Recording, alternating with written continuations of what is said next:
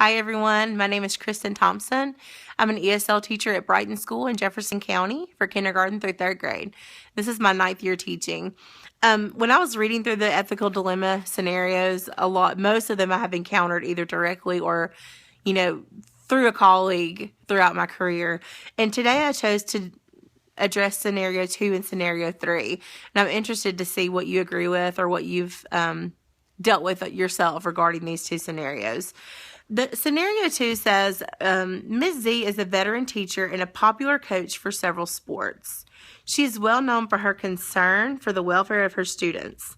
Since the high school has limited resources to accommodate practices and games for some of its teams, students are responsible for their own transportation to other venues for practice and games. Consequently, it is not uncommon for Ms. Z to provide personal transportation for one or more students to athletic events and back home from events. As a teacher, I've been in this position many times, especially when I taught first grade. Especially if the family's having issues with transportation, you want to help. You want the child to be able to participate in tutoring or sports or whatever the school is offering. And so a lot of times that was, the first go-to answer. Well, I don't mind bringing them home after we have our practice or have our tutoring session. But really, I don't think, as I've gotten older, I've realized that this is not a good idea. Issues that could arise from doing this are countless.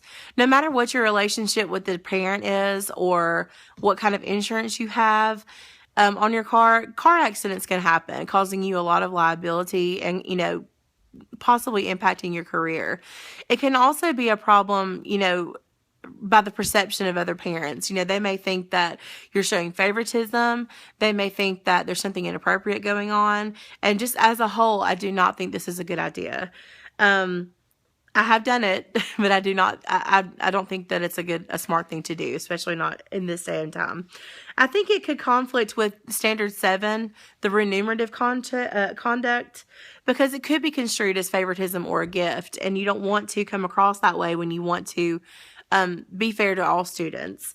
It could also breach the student-teacher relationship line as well, because you could become too close with the family. You could inadvertently show favoritism just because you're trying to help and you care about them.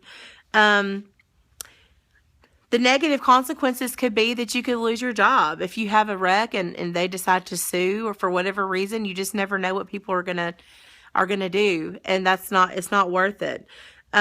The positive outcome, would be that the student would be able to participate easily with you taking them home. But I think that there's other strategies and ideas that can be put into place so the student can participate. Namely, maybe working with another parent to do some carpooling, or another community member that might come and pick up some of the kids and take them home. At least that way it's not directly related to the student-teacher relationship, and that gives you a couple of options that are not your own car.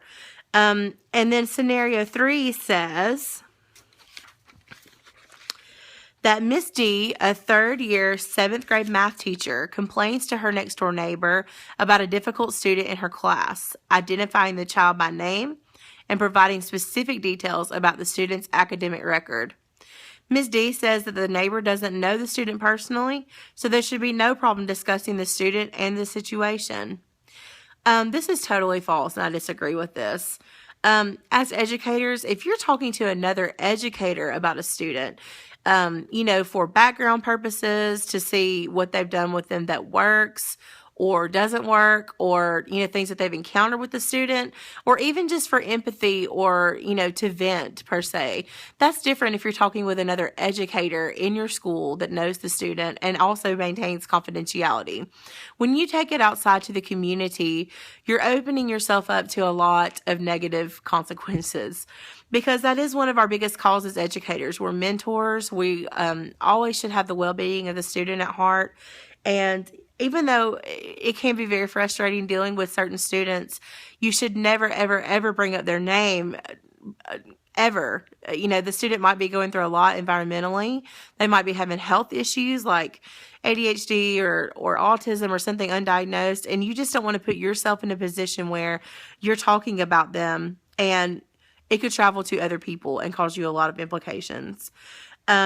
This breaches the student-teacher relationship, the trustworthiness clause, the confidentiality clause that we've all are aware of as educators, because the student well-being is our primary concern and our primary objective. And if you're talking to third-party people about the student, that's doing nothing but it's just gossip. The negative consequences could be that you could, be reprimanded for this. They could go to the school. They could, perceive that you might talk about another student and go with concerns to your principal. The only positive outcome that I could see is that you might feel a little bit better for talking about the situation with them. But as another strategy, you should always try to talk with administration, a colleague that you trust, or the parent to try to find out the best situation, the best thing for the student. And if you do feel the need to go and talk about it with someone else, maybe a teacher from another school, don't say their name. Their identity is crucial to protect that, because the students, no matter what kind of problems they're having or they're causing, they are important, and their confidentiality is an essential component of this job. So there's really nothing positive from talking to someone third party about that. Thank you for listening. I hope that you guys maybe agree with some of the things that I said, and I look forward to watching all of yours. Thanks so much.